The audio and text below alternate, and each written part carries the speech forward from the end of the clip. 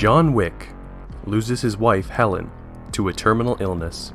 He receives a beagle puppy named Daisy to help him cope with his grief. He connects with the puppy and they spend their day driving around in his vintage 1969 Ford Mustang Mach 1. At a gas station, he encounters a trio of Russian gangsters whose leader, Yosef Tarasov, insists on buying his car, but John refuses to sell it.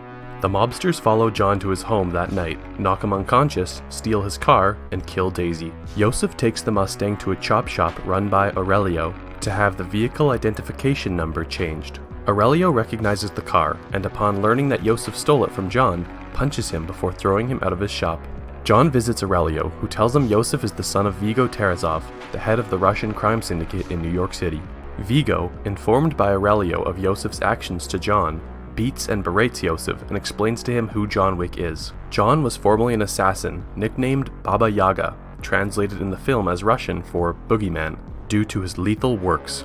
Well, John wasn't exactly the boogeyman. He was the one you sent to kill the fucking boogeyman.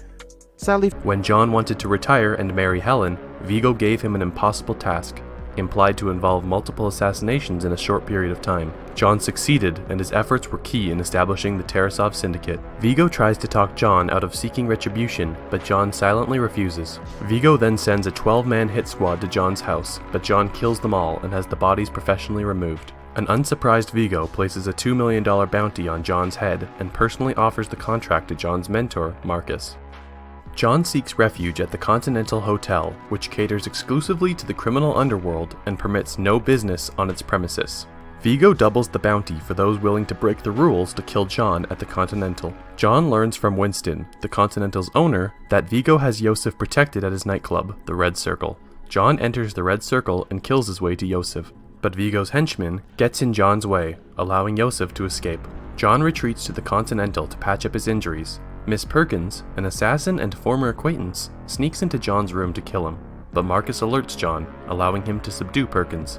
He forces Perkins to reveal the location of Vigo's front, knocks her unconscious, and leaves her with fellow assassin Harry to await punishment. However, Perkins frees herself and kills Harry.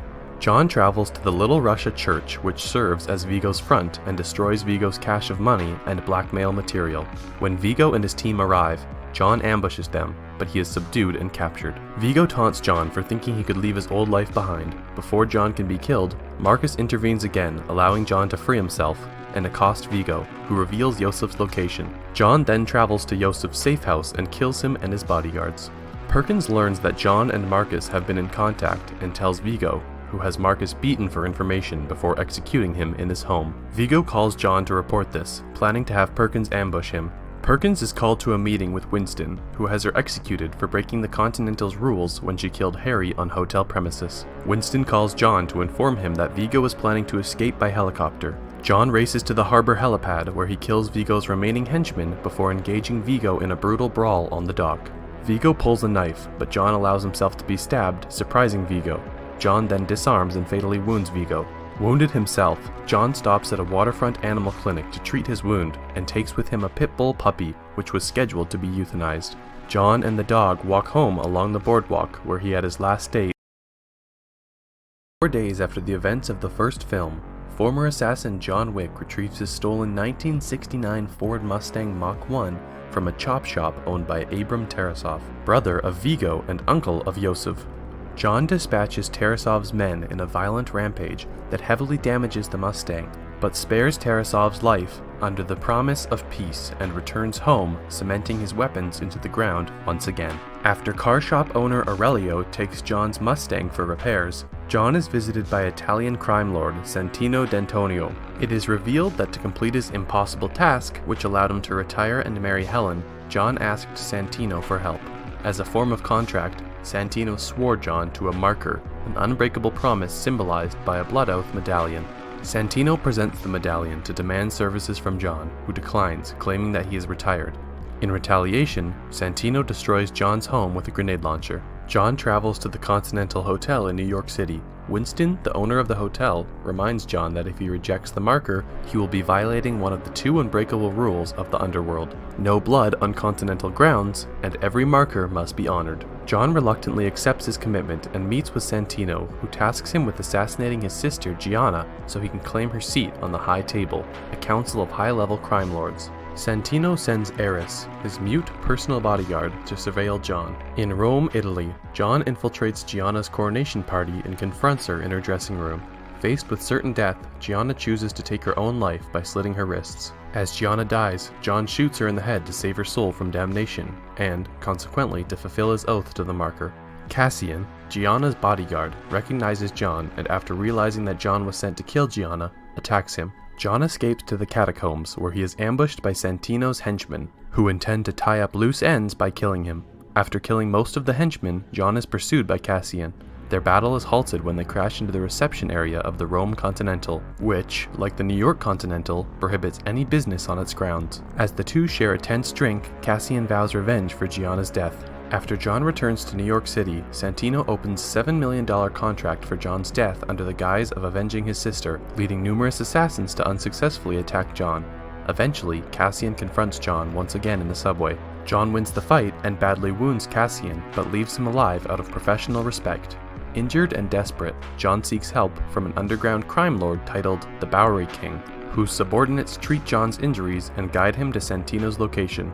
John kills Santino's bodyguards and defeats Eris in a knife fight, but Santino is able to escape to the Continental. Santino smugly makes it clear that he intends to remain indefinitely in its sanctuary.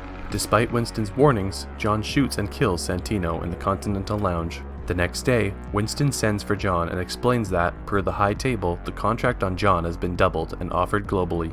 As a consequence of killing Santino on Continental grounds, Winston declares John excommunicado from the Continental, losing all access and privileges to the Continental's underworld resources. However, Winston delays announcing John's excommunication and global bounty by 1 hour to give him a head start, and provides him with a marker for future use. Before leaving, John advises Winston to make it known that whoever tries to come after him will be killed. As John and his dog run through the park, dozens of cell phones around him ring, signaling that the global contract has been. John Wick is making his way through Manhattan before he is labeled excommunicado for the unauthorized killing of High Table crime lord Santino D'Antonio on the 42nd floor of New York's Continental Hotel, which is considered neutral ground. He sends his dog to safety with the concierge, Sharon, at the very same hotel. At the New York Public Library, John retrieves a marker medallion and a rosary. He is injured in a fight with another hitman, and seeks medical treatment from an underworld doctor, but his excommunicado status activates before the doctor can finish, forcing John to complete the suturing himself. Upon leaving, he is quickly pursued by various gangs of assassins, all of whom he kills. John meets with the director, the head of the Ruska Roma crime syndicate, where he presents the rosary and demands safe passage to Casablanca. As John was once one of them, the director reluctantly helps. Meanwhile, a High Table adjudicator meets with New York Continental manager Winston and the Bowery King, notifying them that they both have 7 days to resign from their positions for helping John, and indirectly going against the rules of the table. The adjudicator enlists Zero, a Japanese assassin, and orders him to stab the director through both of her hands as penance for helping John. In Casablanca, John meets Sophia, a former friend and manager of the Moroccan Continental. John presents the marker medallion, which binds Sophia to return a favor from the past, and demands to be directed to the Elder, the only person above the High Table. Sophia begrudgingly takes John to Barada, her former boss, who tells John he may find the Elder by wandering through the desert until he can no longer walk. In exchange, Barada asks for one of Sophia's dogs. When she refuses, he shoots the dog, which survives due to his bulletproof vest. Sophia wants to kill Barada, but only wounds him at John's warning. They fight their way out of the Kasbah and drive into the desert, where she leaves John. 7 days later, the adjudicator and Zero confront the Bowery King, who refuses to abdicate his position. In response, Zero's students slaughter his men while the king is slashed 7 times with a Japanese sword as penance. Meanwhile, John collapses in the desert and is brought to the Elder. who asks why he is there. John states that he wants to live to keep the memory of the love he once had with his late wife. The elder agrees to forgive John's transgressions if he kills Winston, and remains subservient to the High Table for the remainder of his life. As a pledge to the elder, John severs his ring finger and gives his wedding ring to the elder.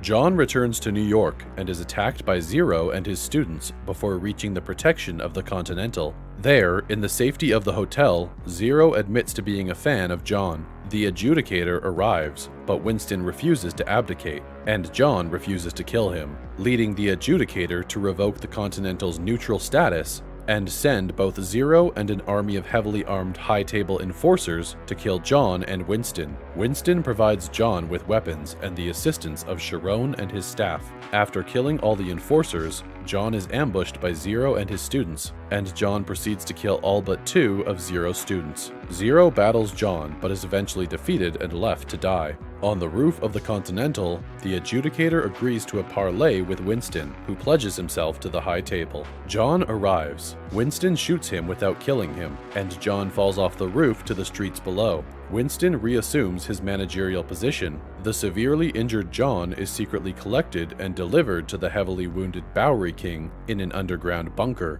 The two agree to join forces against the High Table.